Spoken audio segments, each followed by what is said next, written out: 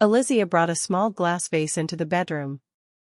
The vase, smaller than the palm of her hand, contained the flower Elias had given her earlier in the day. As Franz was getting ready for bed, he looked at the bowl that Elisia had brought with a serious expression on his face. He was sitting on the bed, put down the book he was reading and asked in a low voice. "Doesn't that worry you?" "What?" Elisia placed the bowl on the bedside table and responded with a question. Franz wordlessly extended his hand to her. When he took her large hand, he pulled Elisia gently. She let him lead her without resistance and climbed into bed. Franz's touch was very familiar to Aleisha now. It was the same for Franz. But he didn't take Elisia's presence by his side for granted even for a moment. That was evident from the way he cautiously hugged her, as if she were a fragile piece of glass that might break at any moment. If Aleisha even coughed, the imperial palace would enter a state of emergency. "Your clothes are thin." Franz rubbed Elisia's arm and covered her with the blanket. Then he hugged her tightly as if he was trying to warm her with his body heat. Aleisha felt his hard chest against her back. Her body relaxed as she listened to his heartbeat. Elisia leaned her head on his broad shoulder, looked at him, and opened her mouth. "Franz, is there something I should be worried about?" "Elle's ability." Aleisha let out a sigh of understanding. Today, they discovered that their son's ability was far beyond expectations. Aleisha was surprised and delighted by this discovery. But Franz seemed to be more worried than happy. There has never been anyone with such mana before. Even if there was, Franz hesitated to continue talking. As Aleisha waited patiently, he continued with difficulty.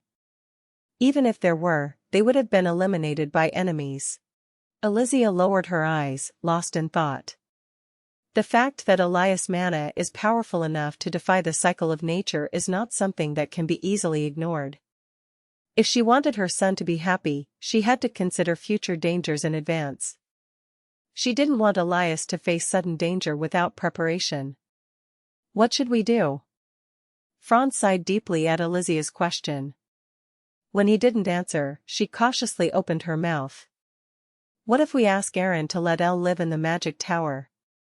Franz was surprised at his suggestion. She stood up to face him and said, "If we send Elle to the academy, what if we make him study in the magic tower?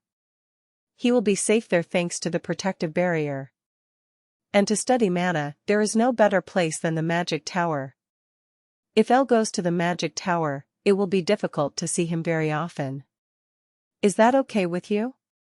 "If Elle is okay, I don't mind." Elisia answered with sparkling eyes. It was sad not being able to watch her son grow up close. But if it meant her son would grow up healthy, she could afford it. Elisia wanted to eliminate any possibility of losing her son. She did not, under any circumstances, want to lose a child again. Franz looked at Aleisha silently. He looked at her as if trying to understand her thoughts, and gently placed his hand on her rosy cheek. When his cold hand touched her cheek, Elisia smiled sweetly. "What about you, Franz? Would you be okay if you didn't see Elle so much?" "My opinion is not important." "You say that again." "Because you, Liz, are a lot wiser than I am." Elisia frowned and laughed sarcastically. Franz followed her wishes in most matters. And he said that every time. Therefore, Elisia becomes the one who decides Franz's life. Sometimes, it seemed as if not only his soul, but everything in him belonged to Aleisha. It was the same in raising children. Therefore, Franz sometimes seemed like an indifferent father to Elias. Because he handed over all the powers of education to Aleisha. But Aleisha knew. Franz loves and cares for his son as much as any other parent. Sometimes, he was overly protective of him. This was why he did not want to choose a mana stone for Elias. Usually, members of the imperial family would create a mana stone at the age of 3 or 4. The higher the order of succession to the throne, the earlier this happens. But Franz delayed the matter, avoiding making a mana stone for Elias. Only when Aaron got tired of waiting and urged Elisia, and when Elisia asked him why, did he confess. He was afraid that El would become unhappy because of the mana stone. A mana stone charged with mana is like a second heart. In other words, if the mana stone is stolen or falls into someone else's hands, the heart is in danger. The heart can be destroyed without its owner knowing. This was what worried Franz. Aleisha convinced him for a long time. His fears were logical. But the presence of the mana stone is necessary to effectively lead the nobles when Elias becomes emperor. Most importantly, the mana stone helps in identifying the soul bond better. In case Elias couldn't find his soul bond when the time came, the mana stone would be a crucial key.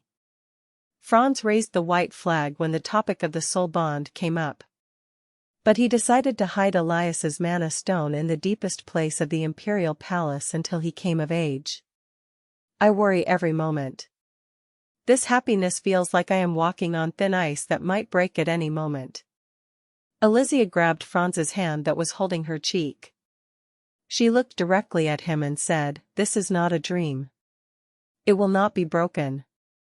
The dream is the nightmare that has been tormenting you, Franz." Elisia continued in a soft but firm tone. "I cannot force you to be happy if you are not.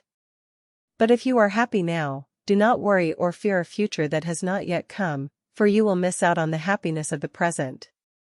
Even happiness is worth precious time, so do not waste it on such matters." Aleisha felt sorry for Franz. It was a shame that he spent his life blaming him and regretting it, and his precious time was being wasted. "We agreed to be happy, right? Then we should be happy. Let's discuss El's matter with him. Like that, right? Don't worry in advance." "Good." Franz answered Elisia and hugged her. His big embrace enveloped her. He buried his face in her neck and said, "Thank you, Liz. That someone as strong and wise as you would love me, forgive me, and understand me." Elisia's hand hugged Franz's back. When she touched him, his body stiffened. Franz continued, his voice slowly sinking. "Happy. If you're happy, Franz, then I'm happy too." At Elisia's warm response, Franz raised his head. Their gazes crossed in the air, and their faces were close together. "I love you," Franz whispered against Elisia's lips. When she opened her mouth to respond, he kissed her. Elisia let out a sleepy breath as she clung to Franz. He gently grabbed her neck and laid her down. Elisia raised her knee between Franz's legs, who was trying not to put his weight on her as he covered her body. "Franz," Aleisha called out to him, but she wasn't sure if her voice came out as a clear sound. Franz had taken off his silk robe. Franz held her head in his hand. "Liz, I love you." Elisia wet her lips at his confession. She was in extreme despair. Because she wanted Franz more. She wanted to own it all. "Ah, Franz," as Elisia stared into Franz's eyes, she thought. The emperor of the empire that possesses a perfect world, the man who everyone considers perfect. But she, who loved this imperfect man in front of her, and who loved him, was very happy. Aleisha felt happy. Complete happiness that no one can disturb.